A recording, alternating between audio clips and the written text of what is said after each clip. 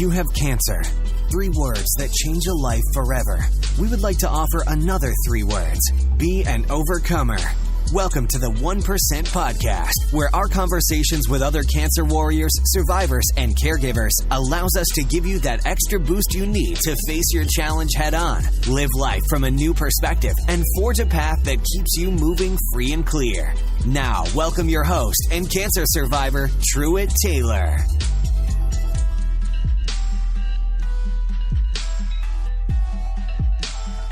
Welcome to today's episode of the 1% Podcast, the show where we interview young adults who are battling or surviving an unexpected cancer diagnosis. You are not alone, and I promise, by consuming today's content, your soul will be fed with the hope, courage, and inspiration you need to keep fighting for today. I'm excited to be on your journey with you today. If you haven't done so already, be sure to head over to 1percentpodcast.com to sign up for our email list to see the latest news and updates for all our guests on the show. You can also check us out on Instagram, Facebook, and Twitter at 1% Podcast.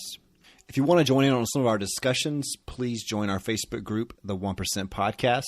To contact me directly for content, questions, or booking events, you can email me at info@1percentpodcast.com. Welcome to episode 38 of the 1% Podcast. My guest today is a true example of a walk-in miracle. Mr. Stephen Estrada was diagnosed with stage 4 colorectal cancer and was literally on death's door. During our interview today, we'll discuss Stephen's remarkable story and how he's still alive today. But first, let's go over today's 1% moment of truth. Today's 1% moment of truth is about developing the right kind of relationships. Relationships are such a vital part of life, and we are not equipped to do this all by ourselves. Relationships are connections. You're connected with people. So what kind of connections do you need to have out there? So I want you to ask yourself a question. Do I have the relationships that I believe that will help me become the person that God wants me to be and achieve the things that God wants me to achieve in life? Or are there relationships in my life that are not lifting me up and taking me further away from my purpose? Think about all the relationships in your life right now, whether it's friends, husbands, wives, family, coworkers, or people you're just connected with. Each one of these relationships is so important and so impactful because if they're good, they can lift you up. But if they're negative, they'll do nothing but tear you down. So, what kind of relationships do you and I need in life that enable us to become the kind of person that God wants us to be and achieve the things that God wants us to achieve? I've got a list of 13 different things, so if you've got a pen and a piece of paper, I want you to jot these down. Number 1, we need people in our lives that build our confidence. We've been instructed to encourage each other and build up each other. We all have those moments in life where we're taking a risk and we need someone to build up our confidence to help push us forward. Number 2, we need someone to encourage us in those moments when we are discouraged. I oftentimes think back to the very beginning when I started my design business, when I would lay in bed at night and just be so discouraged that things weren't moving along as fast as I thought they should. And my wife was always there to encourage me to keep pushing and keep pushing through these moments of discouragement because something great was on the other side. Number 3, relationships that motivate us. Motivate us how? Motivate us to do our best each day. Everyone needs someone in their life to motivate them. So if you're a parent, you motivate your child to do their best in school, or if you've got a coworker who's working on a project, you want to motivate that person to do their absolute best. Number 4, we want relationships that will stimulate us to greater creativity. All of us are creative in some way, and we need someone to stimulate that growth so we can be more creative. Number 5, encourage us when we are weak. I can think of so many times during my cancer journey when I was at my absolute weakest and someone or something would come along and encourage me and motivate me to get back up and to keep moving forward. I think of a lot of people there in the Colorectal Cancer Alliance, the conference that I attended, so many people that I met, the groups there were all there to encourage each other when they were weak, and it was an absolute beautiful thing. Number 6, people who will comfort us when we are hurting. We need someone to say, I understand, and I love you, and it's going to be okay. Number 7, people who will defend us when we are criticized. We need people on the front line to defend us. They know the truth about us, and we need them out there telling the truth when people are attacking us. Number 8, people who will forgive us when we make mistakes. We all fall short. We all make mistakes. No one's perfect, but we need someone who will forgive us when we make mistakes. Number 9, people who will love us when we are unlovable. I'm sure everyone has a great example of when they were their most unlovable, whether it's when you were sick, whether you were going through a bad breakup in a relationship or a terrible moment at your job. We all have those moments where we're unlovable. So we need someone to come around us and love us when we are unlovable. Number 10, someone who will accept us as we are. You cannot change people. If you try to get in a relationship with someone with the intent to change them, you're always going to fail. Our relationships need to be centered around people who accept us just as we are. Number 11. Now, this is a tough one for some people. We need people to confront us when we are wrong. I think about all the friendships that I have, and it is a very brutally honest circle of friends that I have in my life. And when someone's wrong, when someone makes a mistake, they have enough courage to come to me or we come to them and say, hey, listen, what you said to so-and-so was wrong, or, you shouldn't have made that mistake. You really need to think about what you're doing next time. Those types of truthful, honest relationships are so important for us to keep us on the right track. Number 12, we need people to serve us. Now, that doesn't mean we need a servant in our life. What it means is we need people who will see our needs and come to our rescue. And number 13, we need people that will be patient with us. We all get out of sorts. We all take longer to do certain things. So I'll give you a personal example. My wife's going to kill me for saying this, but anytime we go somewhere and we park, it always takes her 2 to 3 minutes to get out of the car for some reason. I don't know why, but it does. And I'll be standing outside, especially if it's freezing cold like it is right now, just waiting and waiting and waiting for her to get out of the car. I don't know what she's doing. But anyways, we have to be patient with people because sometimes it takes people longer to do certain things. I'm sure there are many examples for myself too that she has to be patient with me, but we won't talk about those today. So that's today's 1% moment of truth. I hope you enjoyed it. Let's dig into our interview with stage 4 cancer survivor Stephen Estrada. You guys are going to be blown away by his story, and I hope you enjoy it. So here's my interview with Stephen. Stephen, welcome to 1% Podcast. How you doing today? I'm doing great, Truett. Thanks so much for having me on. Awesome, man. I know you're in Denver right now. What's the weather like over there? It's about 40 over here in Atlanta. So it's 41 days, 61 day, and you never know what's going to be the next. So yeah, it sounds a lot like here. We had a huge blizzard when I was trying to get back into town the other night, and now it's blue skies and about 50 degrees. It's crazy. Who knows? Global warming. They need to pay more attention to that. As our world slowly dies. Exactly.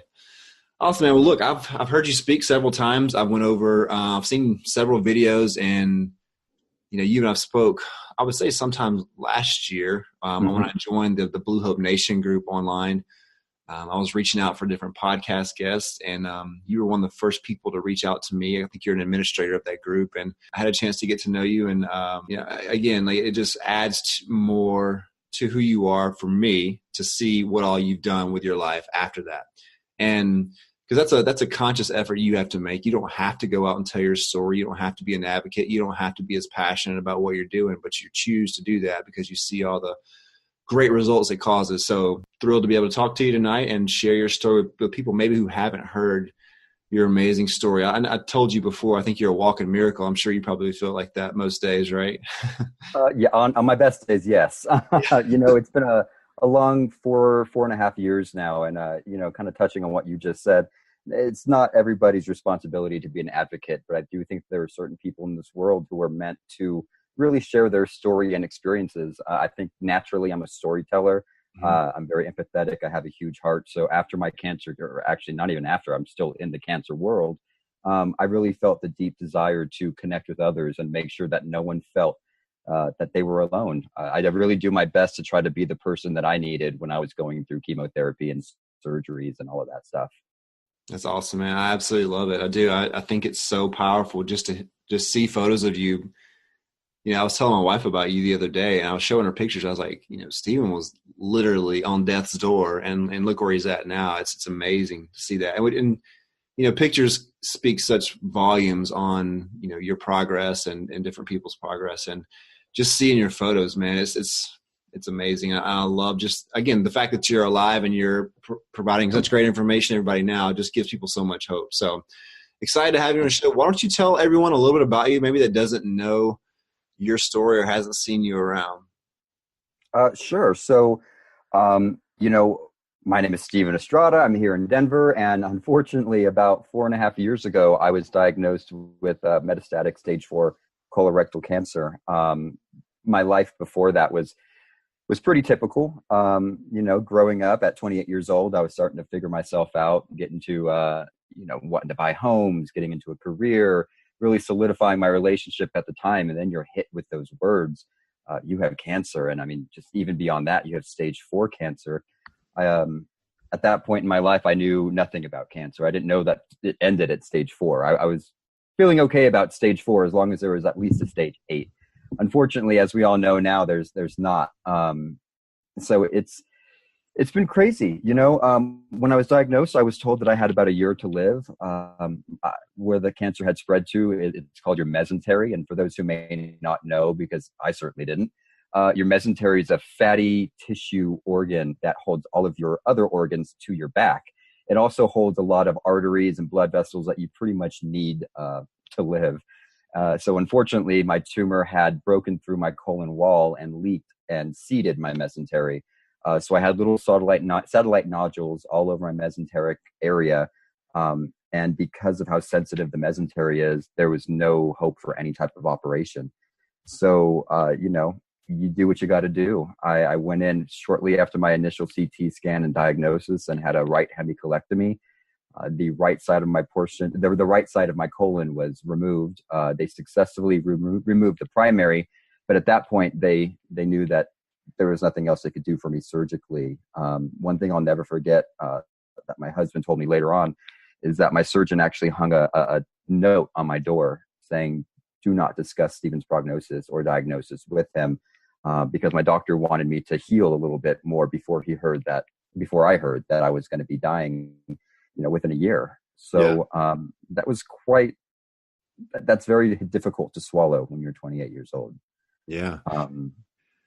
It's insane, man. Just hearing you say that it seems like it comes out of nowhere too, doesn't it? It's not, obviously it's the last thing you were expecting. When you look back on, you know, you being 28 and hearing those words and kind of going through that, when you look at your life now, before we get into, you know, some more specific details, why do you feel like it's important for you to be such an advocate and for you to share your story with so many people? You know, I always go back to kind of the statistics we're looking at with colorectal cancer right now and how it's one of the only cancers that's on the rise in people under 50. As you and I are both very much aware, most of the world doesn't understand that. And so I really, very early on, had to become my own advocate. It was impossible to get doctors to listen to me. I went in presenting with these symptoms, and all I heard was, "Oh, you're constipated. Oh, you're too young for cancer." And this was after I had explained my family history with colorectal cancer. My grandmother actually had it at 35. And then after my stage 4 diagnosis, my mother got diagnosed with stage 2 and she was asymptomatic. So cancer was running through my family because of Lynch syndrome, which I was also diagnosed with. So, you know, thankfully, very early on, I became very headstrong and told my doctors that I had cancer, whether they agreed or not. And unfortunately, as much as I would have liked to have been wrong, I wasn't. Yeah. So let's go back to your life prior to your cancer diagnosis. You know, I think about my life at that time. As you're living life and as you're figuring things out, you're trying. You're in your 20s. You're trying to, you know, see what the next steps are going to be for your career. You're kind of digging in a little bit to more who you are and stuff. When you were going through that stage in your life, you know, how was your overall health prior to your cancer diagnosis? You know, right before my cancer diagnosis, it was great. I was a picture of health. I was in the gym. I was doing CrossFit 5 times a week. I was eating really healthfully. I had entered a period in my life that I think most people do towards the end of their 20s. They realize they got to get their stuff together and start being a little more healthy. So I was really, really trying hard. But then I was going on a family vacation to Jamaica, and I was still hitting the gym very hard. And I had just noticed that I was losing weight more than building muscle. And I was losing weight pretty dramatically. And that's when my symptoms really started. I remember a dull ache in my stomach would turn into a very big roar. It got to the point where there were days I'd call into work, and I'm a workaholic. I never, ever call into work. So when I called in, everyone knew it was serious. But I just remember these pains that would radiate through my abdomen and just kind of crawl throughout my body. And you would hope that these pains would go away, and instead they would grow. It was almost like it was spreading internally. And that's kind of when I first started thinking, holy cow, this might be something more than just a stomach ache. But I had no prior medical history at all. So I didn't know what to do. I didn't know much about doctors, the medical system, or even health insurance. I didn't have any of that. And I don't think a lot of 28-year-olds do. Yeah, you hear that a lot. I think some people think that cancer happens over time and you've made a bunch of unhealthy choices in your life, and all of a sudden, that's the repercussions from eating bad and smoking and drinking and all those things like that. Right. When there's people like us who, were very physically fit and active and everything, and all of a sudden, we're diagnosed with stage 3 or stage 4 cancer completely out of nowhere. So you don't have to look like you have cancer. And honestly, I think you don't have to feel like you have cancer either for it to happen to you. And I know that's scary for a lot of people to probably hear, but I feel like, if you're like me, and you kind of brought this up a second ago, your body's starting to tell you a little bit at a time, like something's off, mm-hmm. Like there's little telltale signs that, and again, I think that's lots of times you see doctors misdiagnose people because they just don't see that it's possible in someone. When they take a look at you, you don't look like you're sick. You don't look like you have cancer or anything like that. But there's little symptoms that people should start paying more attention to themselves, and obviously physicians as well too. But there's little telltale signs that our body starts giving us, and I believe that our body wants to be well. It wants to be healthy. And when it's off, it kind of starts, again, giving us little signals. Right before you went to the doctor, what kind of signs and symptoms were you having? I know you said you were having some dull pain that would kind of progress. What other symptoms were you having? When I really look back, I realized that my symptoms had started probably 6 months prior to my initial diagnosis. And my family, hindsight's always 20/20. Everyone looks back and says, oh, I remember at whoever's graduation, you had to leave early, or I remember you couldn't eat dinner that night. So beyond just the pain, I had very typical signs of advanced colorectal cancer. I had a very hard time going to the bathroom. I mean, it was not just constipation, but it was constant bloat. There was only one time where I actually had dark blood in my stool. And while that is a red flag now, when I think about back then, it only happened once. And so I thought, well, it's probably nothing. I remember sleepless nights at 3:00 in the morning, walking around my neighborhood, trying to walk off the pain. I could not eat anything without either throwing it up or becoming so distended that I had to leave work or leave whatever I'm doing. And unfortunately, my story's like many others who are diagnosed with advanced colorectal cancer. Colorectal cancer often doesn't have symptoms you can really identify up until it's already spread. Mm-hmm. So, that goes into a whole different conversation about really knowing your body and your family history to help with symptomatic diagnosis. Say that someone's listening right now that maybe is having the same signs or symptoms that you had, or if someone who knows they're having those types of symptoms, what kind of advice would you give that person who's not quite sure whether they should take that step and go ahead and go to the doctor? Because again, we can be stubborn sometimes, and especially if you're the tough kind of go-getter kind of person, you think you can power through anything and all that. What kind of advice would you give to the person who's starting to see those signs and symptoms that will make them get up and go to the doctor? I always tell patients that your body the best. And when something is off, you will know it, and you are almost always correct. I also think, and I just mentioned that family history is such a powerful tool. If you have a family history of colorectal cancer, especially within one generation, and then you're starting to exhibit symptoms, that is enough alarm for you to go in and have a very detailed and serious conversation with your primary care about what the next steps are, be it a FIT test, a Cologuard test, a colonoscopy, one of these now, cancer detecting blood tests. There are many different ways to get tested for cancer and colorectal cancer specifically without heading straight to a colonoscopy.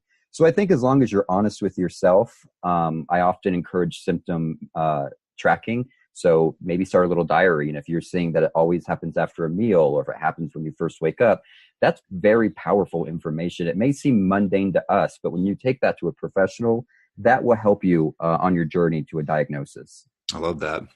So let's talk about the day you were diagnosed, when you finally got the news that, you heard the word that you have cancer. Give us the details of the day. Where were you at, and how was it told to you? When I tell this part of the story, one thing I like to say beforehand is I went to the emergency room twice and presented with symptoms and presented with my family history. I even told them, I don't know what cancer feels like, but I guarantee you have it. Or I guarantee I have it. And that's literally what I was telling nurse practitioners and these ER people.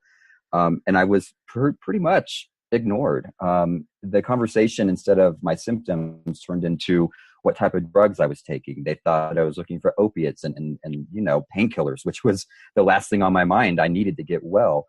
So finally, after my second trip to the ER, I went to my primary care that I was finally able to get in with. And she took me seriously, thankfully. She said, we need to get you into a CT scan. I'm going to schedule it for next week. However, on our way out of her office, I had lymph nodes, about 8 of them in my back, and they all blew up to about the size of a peach. And this was not the first time that had happened. So I stopped in the hallway and I said, Doctor, I need you to feel my back. And I remember her putting her hand underneath my shirt, and I looked at her in her eyes, and her whole face changed. And I knew right then that I was in for a very long journey. We rescheduled the CT scan for the next day. I went in, got my results 2 days later. They called me and said, we need you to come in for these results. And I talked myself out of cancer. I said, this is what I thought. You know what? More than likely it's a blockage. So I'm going to go by myself. My husband was at work. I told him, you keep doing you. I'm going to go be told it's a blockage. I'll be back. And I remember getting to the office, and there was just something a little different about everybody. And I sat down in the room, and my primary care walked in, and behind her, the head of the practice walked in. And it was at that moment that I knew it was cancer. And I remember exactly what he said. He introduced himself and said, I'm here to answer any questions you may have, because what's going on is very serious, and I need you to understand exactly how serious it is. And I kind of likened the rest of that meeting to a movie where the sound kind of fades out and everything kind of slows down, and you're looking at a piece of paper and you can't really see any of the words except for mass, potential tumor, and you're looking at this CT scan, and as someone who's never seen one before, I inherently knew what looked wrong in that CT scan. There was too much black space in my abdomen, and it was disfigured, and I knew. And then I remember him telling me, I can't call it cancer until we get in there. He said, but I think you know what I'm trying to say. Right. So I remember breathing, trying to breathe, maybe is a better way of putting it, and then losing it. And I mean, I don't know that I've ever cried that hard in my life. And I sat in that room. The two doctors had left, so I could call my family. And I remember making those very, very difficult phone calls. I called my husband, and his friend answered the phone and said, oh, he's busy doing something right now. And I said, I don't care. I need to talk to him now. And he had heard me say that just over the phone. And I think he knew instantly then that there was something wrong. Unfortunately, I then went and sat in my car for about 2 hours. And I'm a big proponent for mental health now. So I'm very open with my mental health struggles with cancer. And I remember thinking, I don't know that I can do this, but I'm in my car. If I could make it to a bridge, I can just drive off and not have to tell my family. Mm-hmm. And that was when I look back, it's a very harrowing moment that I think links a lot of cancer patients together, because cancer is very big and it makes us feel very small. And I didn't know at the time that I can do it, but fortunately, I didn't do that. Right. And I went home and I gave myself a week, and I said, Stephen, you have 1 week exactly from now to cry, to feel bad for yourself, to have these terrible thoughts. but after 1 week, you have to get your stuff together and you have to get up and you have to get back out there. What do you think that you were most afraid of? That's when you're sitting there thinking that you have to make these calls and then just sitting in your car, at that point, what are you most afraid of? I know exactly what I was most afraid of at that point. And it actually wasn't cancer. It was disappointing my family. Having to tell them that for whatever reason, I have cancer and it's not good and I'm not going to live. I already knew all these things in my head. As again, I think most patients do. You work up this story. How true it is, we don't know until after the fact. But I was afraid of how disappointing this whole situation was going to be to my family. And then later on, after I had digested all this a little bit, then came the fear of death and chemotherapy. And up until this point, all I knew was that if there was a cancer patient in a movie, they didn't make it to the end. And I knew that halfway through the movie, they were bald. And at the end of the movie, everyone was crying over them. And that was my very limited view of what a cancer patient / survivor was.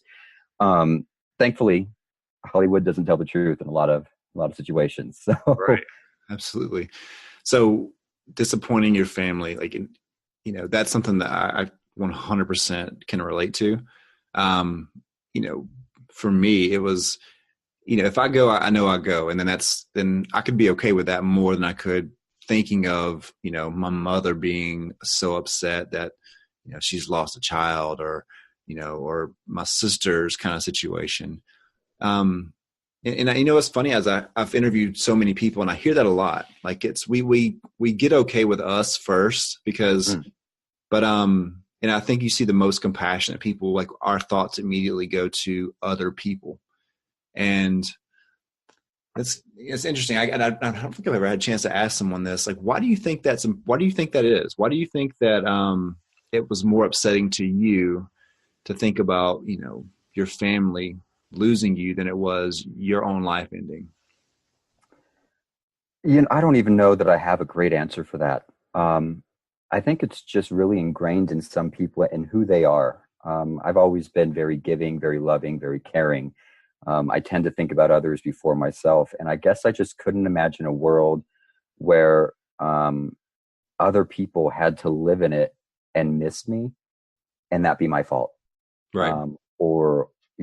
I even had thoughts of like, well, who's going to record TV shows because I'm the only one who knows how to do it in the house. And I'm the only one who knows the password to the electricity bill. And, all these really strange thoughts start hitting you. But I really do think that people who are compassionate towards others immediately after a cancer diagnosis are afraid of how their diagnosis will affect others, not necessarily them. And I think maybe, knowing what I know of you, you can probably relate as a man, as a provider. You all of a sudden have all these fears of other people's lives being made more difficult because you can't be there to support them. Absolutely. I was just thinking about that. Like, I feel like if I weren't here, so many other people's lives would be a lot harder. And that to me makes me feel like a disappointment, and right. then you kind of attack that a different way, I would say. But I feel like on the flip side that, that's what gets us at first, but then that also is kind of what garnishes a lot of energy and strength for us to really fight through. Absolutely. Because we're not just fighting for ourselves, we're fighting for so many other people. Before we get into that, let's talk about your treatment schedule. Like tell us about your surgery, and then all the other treatments that you've kind of had over this period of time. Sure. So pretty much immediately after my CT scan, I was given the big jug of cleanse to clean out my colon. And as soon as that was over, I was getting a right hemicolectomy. Again, they removed the primary, removed part of my colon. I recovered for 3 weeks from that and then started Folfox. So I know you're familiar with that, but for those who aren't, it's a backbone of colorectal cancer. It's a first line of treatment. And they kind of upped the doses for me because I was young. They said, you'll be able to handle this a little more than most people. And unfortunately, that was completely wrong. Folfox just put me on the ground for 6 months. It was one of the hardest things I've ever done in my lifetime. Fortunately, I had a pretty good response, and my metastases had shrunk enough and away from enough blood vessels that I actually became a candidate for a procedure called NanoKnife. And NanoKnife is actually used more in pancreatic cancers, or at least it was. I don't know about now. But they use it for tumors that are in highly sensitive areas that can't be resected safely. And just kind of a high level view. It's they enter metallic rods into your tumor and then hook you up to a machine and basically electrocute you for hours and hours and hours. And the thought is the electricity causes I think it's called irreversible electroporation. And so basically the cells of the tumor break open and all their contents leak out, and the tumor dies, ideally. And I was told that there was a 95% success rate, that it was not a cure, that I would have a recurrence in that same spot, but I'd probably be cancer-free for 2 years. We formulate a plan. And I thought, hey, that's treading water. That's great.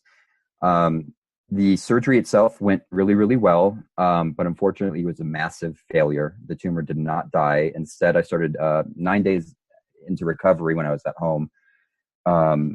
I started hemorrhaging from the inside, and my husband came home and found me on the floor with blood around me. I was pale. I was barely breathing. The ambulance had to come. Of course, Denver being Denver, there was a huge blizzard, so I couldn't get to my hospital. I had to go to some other hospital.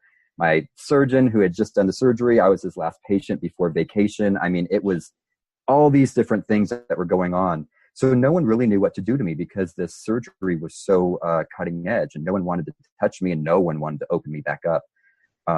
Unfortunately, while I was hemorrhaging, I lost so much blood. I had 8 different blood transfusions, and none of them really helped all that much. But I started suffering from huge seizures. And I think one of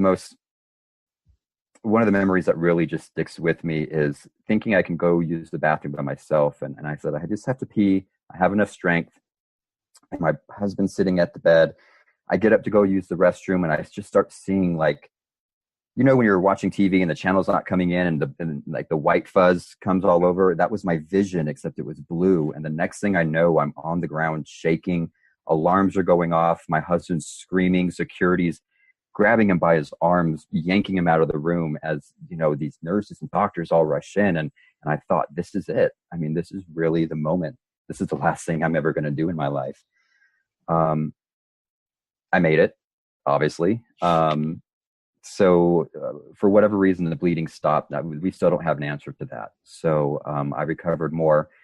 But it was at that moment that I knew I could not go back to chemo because I was too weak. And chemo had done me so wrong the first time. There was just no way. So I decided to do a little bit of my own self-advocacy. I'd already been researching Lynch and colorectal cancer and genetics and what does all this mean. And as someone who has no background in any of that, it was quite a bit of reading and rereading and then rereading even more. But all my research led me to the University of Colorado and to my current oncologist, Dr. Messersmith. And when I presented to him, he had told me something that my other oncologist, who I had by that point fired, because that's a whole nother podcast, but she was not good for me, and then I knew it. And fortunately, I had the guts to fire her. So just pro tip to patients: if you're not getting along with your oncologist, it's your life. You got to build your own team. Yeah. So I went to UC Health, and Dr. Messersmith said, I've been doing a lot of research on you. I know your genetics. I know you have Lynch, and I've got a trial for you that I need you to sign up for. He said, it's phase 1. And I know that sounds a little scary, but I really think you'll do well. And I think it was about 2:00 in the morning. I emailed him a question about it, and he emailed me right back. I don't know what he was still doing up. And I remember him telling me, if you were my son, you would have no choice but to do this. And I said, okay, that's one of the most solid answers I could get from any doctor at that point. So I signed up for what ended up being an immunotherapy trial. And that was about 3.5 years ago. And because of that trial, I'm still here. I was a complete responder to the trial. The immunotherapy activated my immune system, eradicated the disease. I've been cancer-free for about 2 years now. And that's really opened the doors to where I'm at in my current life. Wow. It's amazing, man. When you look back over that period of time, would you say that, when you fell out in the hospital, would that be your lowest moment physically? You would say? Oh, absolutely. So I'm 6 foot tall. A comfortable weight for me, pre-diagnosis, was 175, and at that point in time, I was bottoming out at about 109. I looked like I was dying. So, physically, mentally, emotionally, that was my lowest point. It's very strange to think that that hospital bed will be the last bed you'll ever be in. But it's a reality, unfortunately. And fortunately, it wasn't my reality. What would you say your lowest moment was emotionally during that time? Oh, I mean, there were quite a few. I think the moment that sticks out the most, and this is nothing I'm proud of, but I snapped. I had a mental breakdown. My grandmother was visiting me and taking care of me while I was going through chemo. And I think between recovering from surgery, being hooked up to the 5FU chemo pump, being on opiates, trying to make myself not hurt so bad, something just switched in me. And I really do think I had somewhat of a small mental breakdown. And I don't remember exactly what I said, but I remember it was almost gibberish just coming out of my mouth. And I remember my husband and my grandma just sat there and let me do it, which I really credit them for that. It would have been very easy for them to fight with me. I mean, I know I was not saying very nice things. But emotionally, I think I needed to get that anger out. I'm not the best at letting myself process emotions. And I think that was a moment where my body just said, enough, get this stuff out of you and get out. And so I yelled and screamed and cried and I don't even know what else, but I left the house and walked down the block. And, I wouldn't say I'm overly religious. I believe in what I believe in, which is that there's something bigger than us out there. And that day I walked out to the corner of my street and I just sat on the corner and cried. And I looked over to my left and there was a big puddle. And in the puddle was a daily devotional, which I thought was weird. And I picked it up and I just kind of flipped into it. And I remember reading through it and just, it all made sense. It made a little more sense is what I should say. And I was able to collect myself. And I still have that book. But that was a moment where, I lost it and I was very quickly brought back down to earth. And then that's something I'll always be incredibly grateful for. What kind of devotional was it? I've got a background in Christianity. And so it was very much a Christian devotional. Okay. And I remember flipping it open and I can't remember exactly what the devotional said exactly. But it had something to do with the hard times and having to get back up. And that's just sort of what I remember about it. I remember thinking it wasn't so much what the book said. It was the fact that I even found the book. That really kind of gave me the strength to pick back up, walk back into my house, apologize, and have enough sense about me to say, I lost it, and I forgave myself, and I had to give myself permission to lose it, because what people who aren't diagnosed with cancer don't realize is it's very, very taxing because it's always on your mind, and that's a full-time job right there. And I mean, stage 1, 2, 3, that takes up a huge portion of your brain, but then you enter into stage 4 and it's all encompassing. You can't look at the sky without thinking about cancer. So I had to give myself permission to really grieve the loss of my health and step into a world where it was a new me, and I had to accept that. So once you started the immunotherapy, how long did it take you before you started getting better? Oh man, I love this part of the story. So immediately, as I was getting the infusion, my tumor was on the right-hand side underneath my rib cage. And as I was getting the infusion, which took 3 hours back then, I felt the tumor twitching. And I called my husband over. I said, "Put your hand right here." And he felt it. Like it was a mini heartbeat. And then excruciating pain happened. There were nurses all around me. They were giving me morphine. Nothing was touching the pain. But there was a part of me that said, this has got to be a good sign. I mean, clearly the tumor is pissed off. And so whatever we're doing, we need to keep doing it. So I went home, and I don't advocate this, but I took a bunch of sleeping pills and said I'm just going to sleep because I hadn't slept in, really weeks. And I slept for about a day and a half. And I woke up and I had an appetite that I had not had in weeks. And I went over to my husband and I said, this is just going to sound crazy. And I know how it sounds, but this is the first time in about a year that I actually feel well. And I had forgotten what it felt like to feel well. But I knew instantly. And what's fascinating is these tumor flare-ups during immunotherapy infusions is reported actually by a lot of patients I've spoken to who've had very good responses. So that pain I was experiencing actually lessened each infusion, which in my mind I would track as the tumor shrinking. And the scan supported that. The first scan showed a major decrease in the tumors, and then calcification of satellite nodules. And then about a year and a half into the immunotherapy, we did a scan, and my nurse called me, and I was actually at work. I had finally restarted working again, thanks to the immunotherapy. And I was with the client, and I saw it was my nurse, and I said, I got to be right back. I'll hold on. And she was just, I couldn't even understand what she was saying. She was bawling. And I was like, oh God, this is it. Like, it's over. Like, now it's in my brain. Like, why are you crying? And she said, Stephen, we can't see any cancer in your body anywhere. And it was another moment where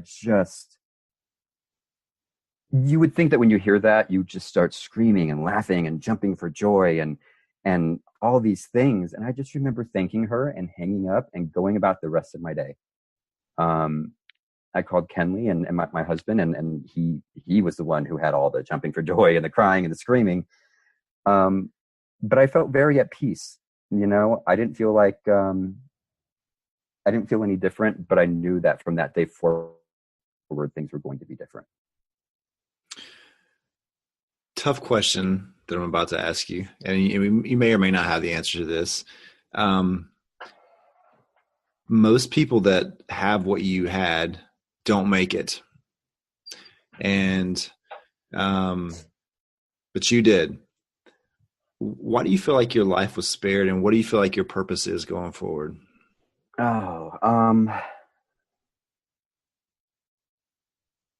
With what I believe in and how the universe and how anything of that nature works, I don't know that people are picked out to make it and not make it. I think opportunities are presented in front of people. And if you respond in the way that you're supposed to, you're kind of given a couple more points, maybe a couple more years.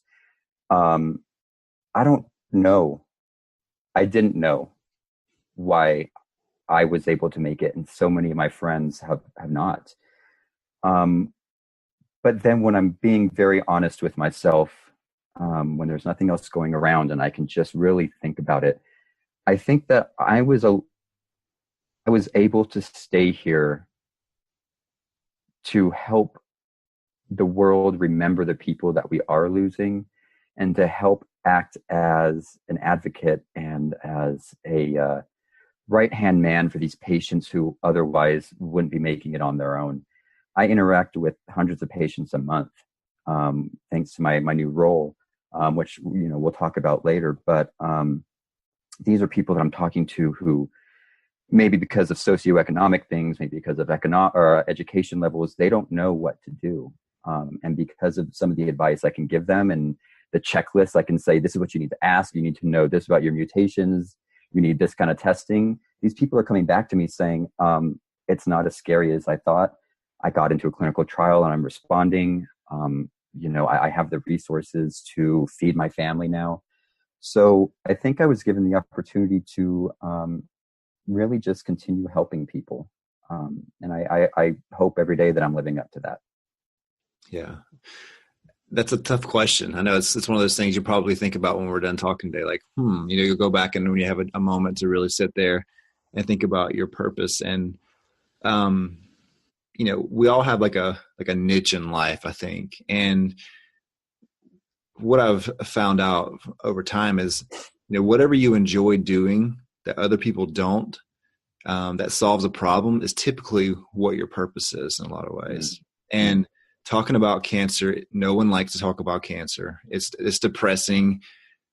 If you say cancer, you might as well say death right behind it in most people's minds. Right. But the way you get to talk about it, and again, like, it's not something that you should be good at, but you're really good at it. And based on your experiences and based on, being on death's door and then looking at you now, which is completely different, that may be one of those things where, I talked to a lot of people about survivor's guilt as well too. And I think we all have it a little bit, because if you've met people who've, unfortunately have passed away, or they're not responding to treatment, or their cancers came back, you feel a little, you don't really want to tell them, hey, well, hey, I just had my 6-month checkup and everything's clear.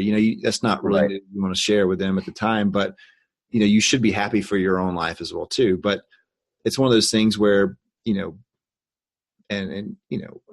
think you just called to do that, man. And I don't know exactly how peaceful your life was before your cancer diagnosis, but afterwards now, when you're doing what you're called to do, there is no greater peace I think you have in life than doing what you're supposed to do every single day. It may be hard. It may be ugly some days. It may be getting up early or staying up late or whatever it is, but there's a sense of peace when you walk away from someone and you do something for them and they cannot give you anything in return.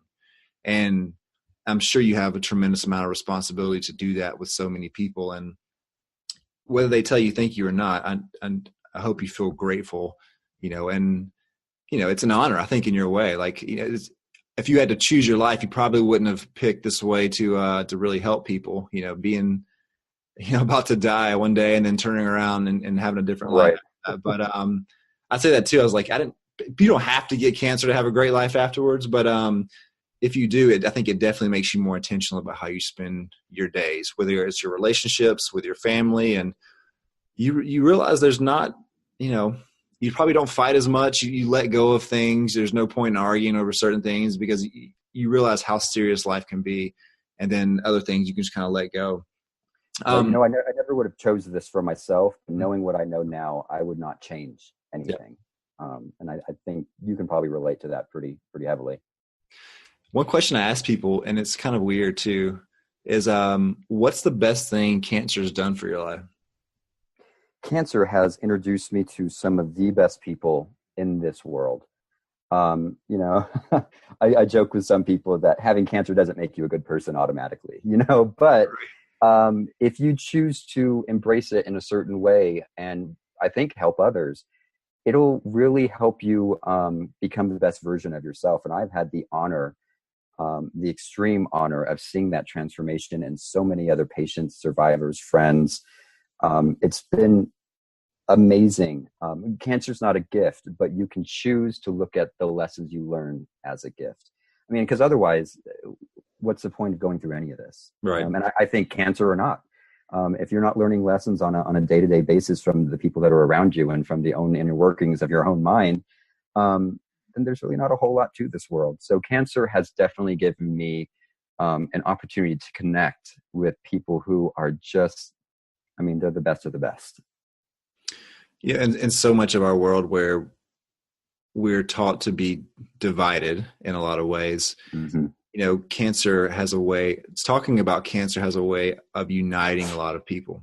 And again, it's not the easiest thing to speak on, but when we do speak on it, it does unite all of us that have been touched by it, and the caregivers as well too. And as the disease continues to ramp up in young adults like us, then there needs to be more people active in the community speaking on it and providing, different resources for people. Why don't you tell everyone what you're doing now, who you're involved with, and what you have the opportunity to, I know you're working with the Colorectal Cancer Alliance. What's your role with them, and what are you doing on a daily, monthly basis with them? Sure. So, throughout all of this, when I became active in the community, and I really became active day one, I had to find support groups online, and that led me to Blue Hope Nation, which is a Facebook online support group put on by the Colorectal Cancer Alliance. And now I am with the Alliance. My official title is Senior Coordinator of Community Engagement. I also became a certified patient navigator, so I can help patients actually figure out what their next step is.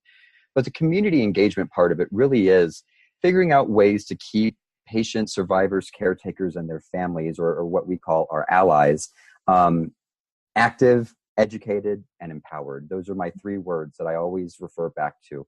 I go out into many different communities and I do a lot of listening, figuring out what each community needs and how we as the Alliance can better serve these allies. We do a lot of different fundraising events around the nation, like our Undie Run Walk series. And we're now kind of doing this Blue Hope Bash across the nation, which is more of a gala type setting. So it's been really cool to be a bigger part of the community that I already was a part of. I'll never say I'm a leader in the community.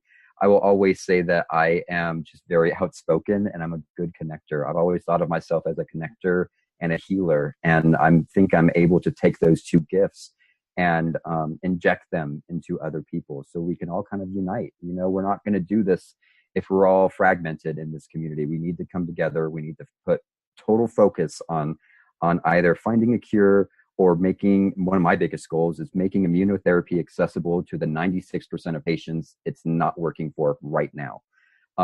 If we can all focus on that, and if we can all get behind one united voice, I think it's completely doable in our lifetime. Couldn't agree more. If our listeners want to connect with you, what's the best way for them to reach out to you, the Colorectal Cancer Alliance, or is Sure. So, the Colorectal Cancer Alliance, our website is www.ccalliance.org, and you can get a hold of me personally through my email, which is sestrada, and that's ESTRADA @ccalliance.org.